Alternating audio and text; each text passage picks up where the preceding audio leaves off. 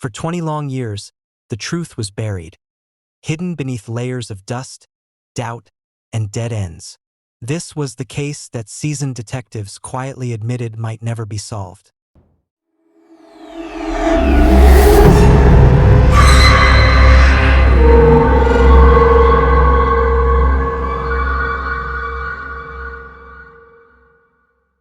A name no one spoke anymore. A family who stopped asking questions not because they had answers but because the silence hurt less. And then, one day, an overlooked piece of evidence cracked the door wide open, revealing a suspect who had been hiding in plain sight all along. Sounds slow, ominous heartbeat fading into faint wind. Visual. Flickering light over an old case file, close up on the word, unsolved, stamped in red. It was the evening of August 14, 2003. 19-year-old Emily Carter had just finished her late shift at the Brookside Diner.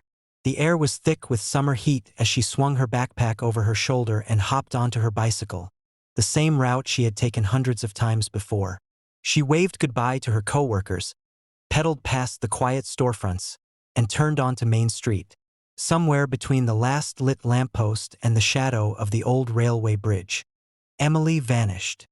The next morning, her bicycle was found leaning against a fence just 2 blocks from home.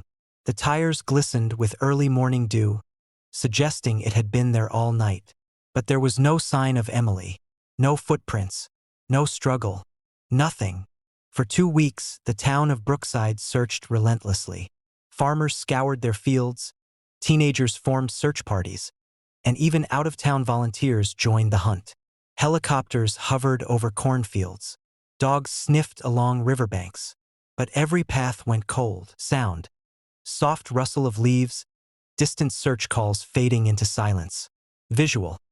Empty street at dusk, abandoned bicycle, aerial view of search lines moving through fields. 3:30 to 6:20, the investigation goes cold. Detectives quickly focused on a single detail, a dark pickup truck seen by 2 witnesses the night Emily disappeared. But the vehicle was never traced. A set of footprints found near the riverbank offered hope, but they ended abruptly at the water's edge. Over the next months, police interviewed dozens of suspects, ex-boyfriends, drifters passing through town, and anyone with even the smallest connection to Emily. Each lead, no matter how promising, dissolved under scrutiny. The years that followed were a slow bleed of hope.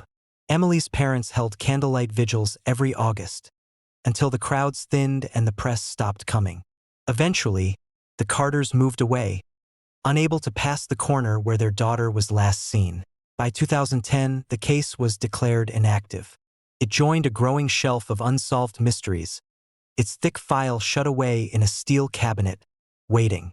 A dusty file labeled Carter, Emily, 2003, sliding into darkness. 6:20 to 10:10, the breakthrough, it might have stayed that way forever. If not for a quiet decision in 2023 to send several old boxes of evidence to the state crime lab for retesting. Inside one of those boxes was a small, sealed plastic bag containing a single human hair, found tangled in the chain of Emily's bicycle. Back in 2003, the hair had been tested, with the technology available at the time, yielding no usable results. But 2 decades later, forensic science had leapt forward. Advanced DNA extraction and genetic genealogy could do something that once seemed impossible.